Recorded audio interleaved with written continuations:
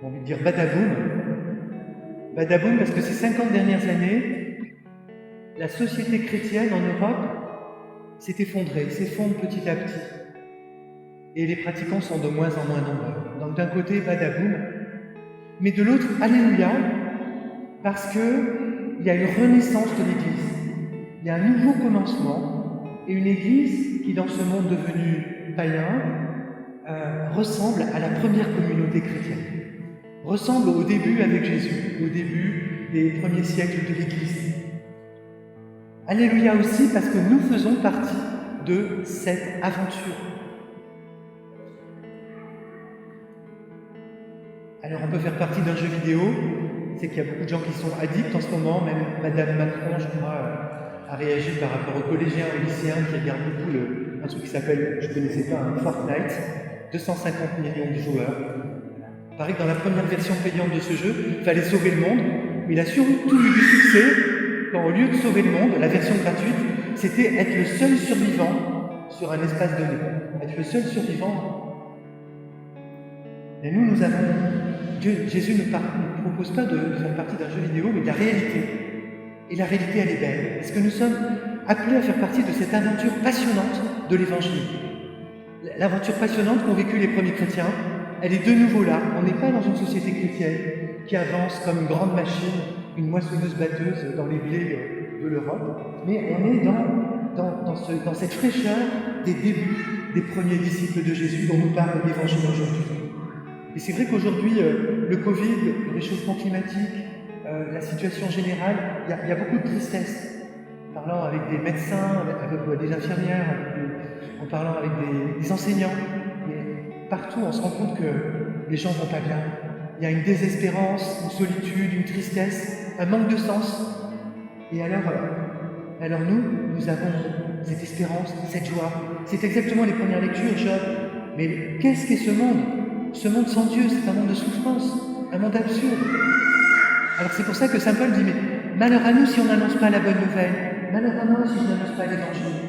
Et dans l'Évangile, voilà, il y a cette bonne nouvelle. Et nous, en paroisse, nous sommes invités à, comme dans l'Évangile, à devenir des disciples de Jésus, à annoncer cette bonne nouvelle, à le vivre en communauté chrétienne, qui ont cette fraîcheur de la fraternité des premières communautés. C'est ce à quoi nous invite aussi Monseigneur Olivier de Germay, notre évêque. C'est vraiment le mouvement dans lequel est l'Église de France aujourd'hui. Alors, pour suivre Jésus comme disciple dans des communautés vivantes qui annoncent le royaume, qui annoncent cette espérance et cette joie, cette fraternité au monde si triste autour de nous, quand il est religieux qui vire au fanatisme, eh bien, je vous propose 3 cercles et 5 essentiels. 3 cercles et 5 essentiels.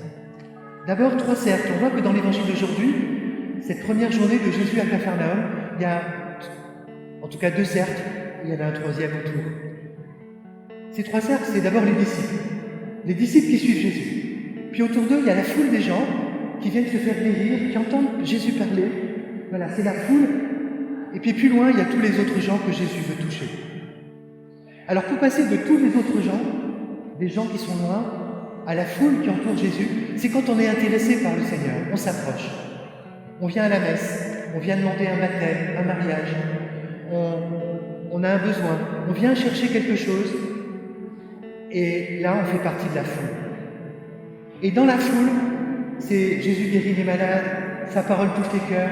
Dans la foule, on fait l'expérience de l'amour de Dieu, de Jésus qui guérit nos cœurs et qui vient nous donner de la joie et de la paix. Et ça fait partie de l'Église, c'est la foule. Mais l'Église, c'est aussi la communauté des disciples. Et on voit là que dans l'Évangile d'aujourd'hui, Jésus qui a appelé 2 paires de disciples au bord du lac, il y a pas mal de disciples qui le suivent, et puis avec les 2 paires de disciples qui ont déjà été appelés au bord du lac, dans la maison de Saint-Pierre, où il y a la belle-mère, eh bien il y a toute une première communauté chrétienne qui se réunit.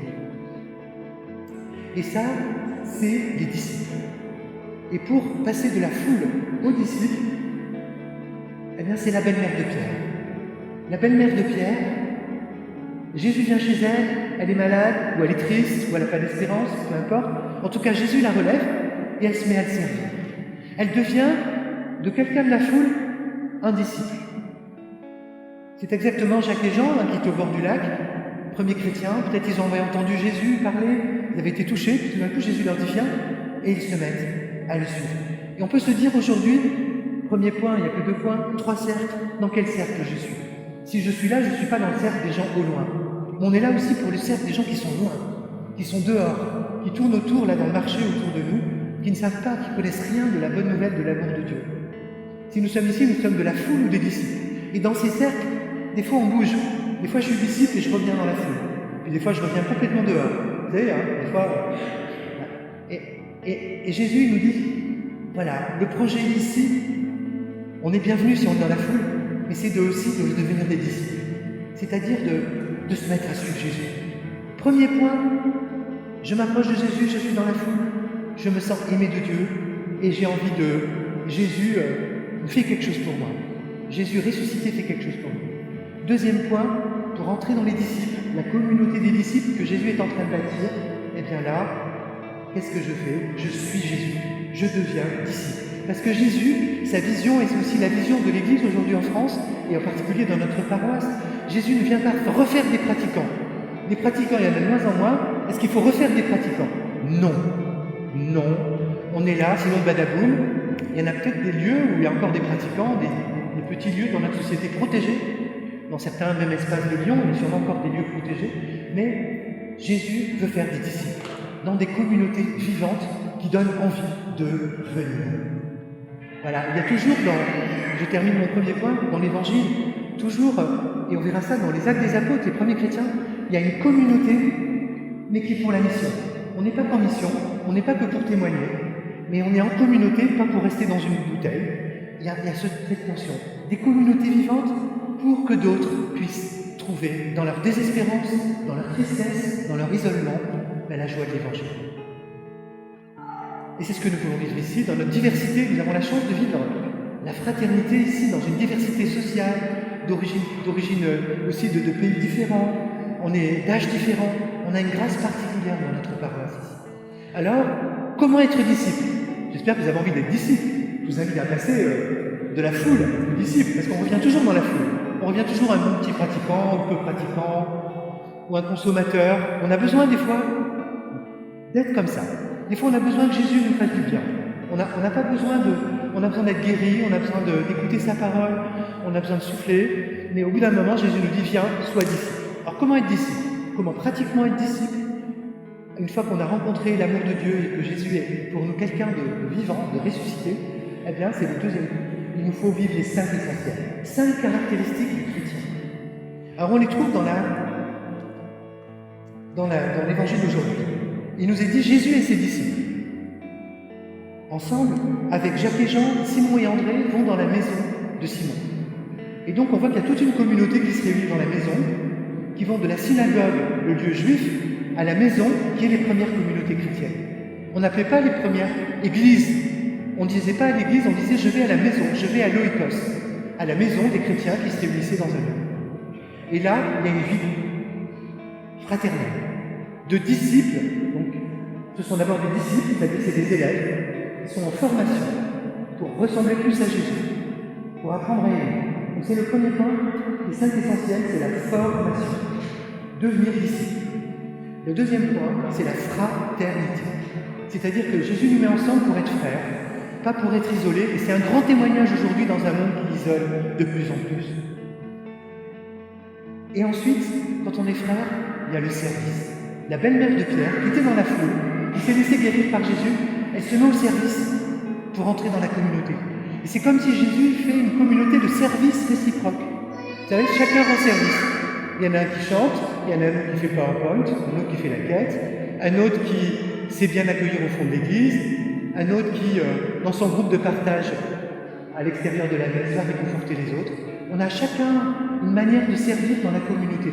Mais ce qui fait une communauté, c'est qu'on se sert les uns les autres. Il n'y a pas quelqu'un qui dit la bonne parole et puis tout le monde écoute et puis... Non, c'est une communauté de service. On joue tous au foot ensemble. On ne regarde pas le match de foot. On est tous, même si on n'a pas beaucoup la balle, sur le terrain.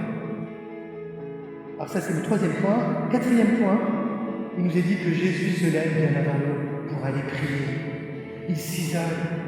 C'est sa priorité, être avec son Père. Alors il y a la prière ensemble, comme nous faisons ce matin à la messe. C'est le quatrième point, la prière, mais aussi notre prière individuelle. Et puis le cinquième point, c'est ce feu qui est en Jésus. On cherche pour le garder, on est bien avec lui, allons ailleurs. Annonçons la bonne nouvelle. Voilà, c'est ce que nous voulons faire chacun avec notre style, notre caractère. Tout à l'heure, il y en a qui vont aller au marché pour distribuer des versets bibliques ou prier pour les gens. Bon, on n'a pas tous ce tempérament. On a peut-être une autre manière de faire passer la bonne nouvelle. Donc je résume les 5 dimensions qu'on va essayer de travailler aussi pendant le carême. Si vous vous rappelez, comptez-les sur vos doigts, c'est bien, c'est mnémotechnique. D'abord, on est des disciples en formation. Il y a disciples de formation, c'est disciples, on va dire. Deuxième point, fraternité. Troisième point, service. Quatrième point, la prière, seul et ensemble. Et cinquième point, le désir de partager la mission de l'évangélisation. Alors prions le Seigneur. Seigneur, tu nous appelles d'abord dans cette foule à nous laisser toucher par toi, à réaliser l'amour que tu nous portes comme Père, et à réaliser que tu es vraiment Jésus ressuscité au milieu de nous. Seigneur, aide-nous aussi dans un deuxième temps à entendre ton appel pour nous mettre à ta suite, pour nous mettre au service, pour témoigner en communauté fraternelle de l'espérance, de la joie et de l'amour de Dieu. Amen. Au nom du Père, du Fils et du Saint-Esprit.